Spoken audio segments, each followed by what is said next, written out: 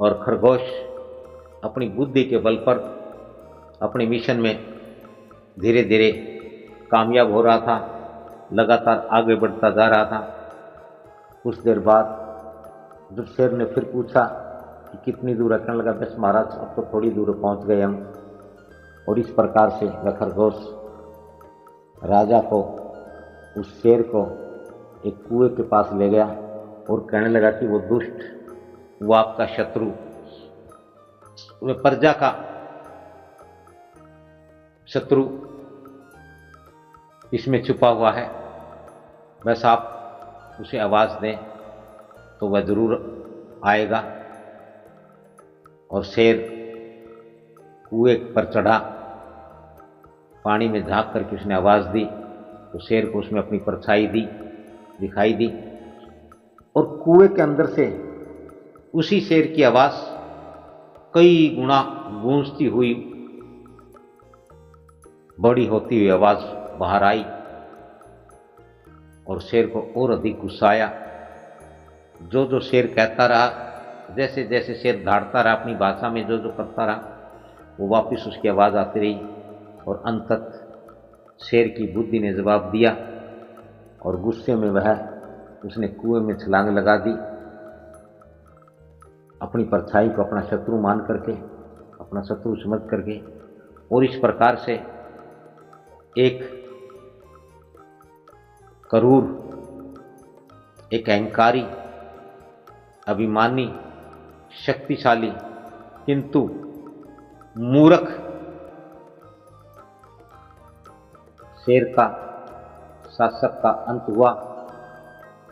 और तब तक खरगोश के कहे अनुसार, खरगोश की योजना अनुसार सारे जीव वहाँ कुएं के आसपास इकट्ठे हुए। उन्होंने वहाँ अपनी जीत का, खरगोश की बुद्धि का, खरगोश की बुद्धि बल का लोहा माना, जश्न मनाया। ये कहानी निश्चित रूप से किसी बुद्धिमान मनुष्य के द्वारा कही गई है। किसी मनुष्य के द्वारा ये कहानी शिक्षा के रूप में, इस रूप में बतलाई गई है। और इसका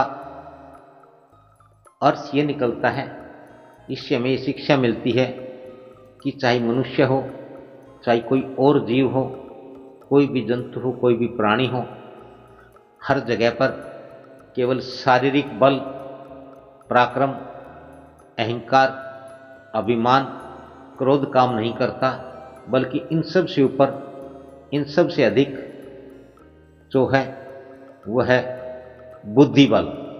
बुद्धि के बल पर कोई भी जीव कभी भी कहीं भी विजय पा सकता है।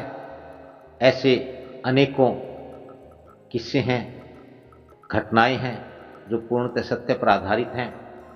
इसलिए कोई भी हो, आप अपने अंदर अपनी बुद्धि का सदप्रयोग करें, अपने अंदर सद्बुद्धि पैदा करें, विवेक पैदा करें और अपनी हर दुख का, हर दर्द का, हर तकलीफ का, हर परेशानी का बड़े सुगमता के साथ, सरलता के साथ, धैर्य के साथ उसका जो है खात्मा करें, उसका नाश करें और स्वस्थ रहें, सुखी रहें, खुश रहें।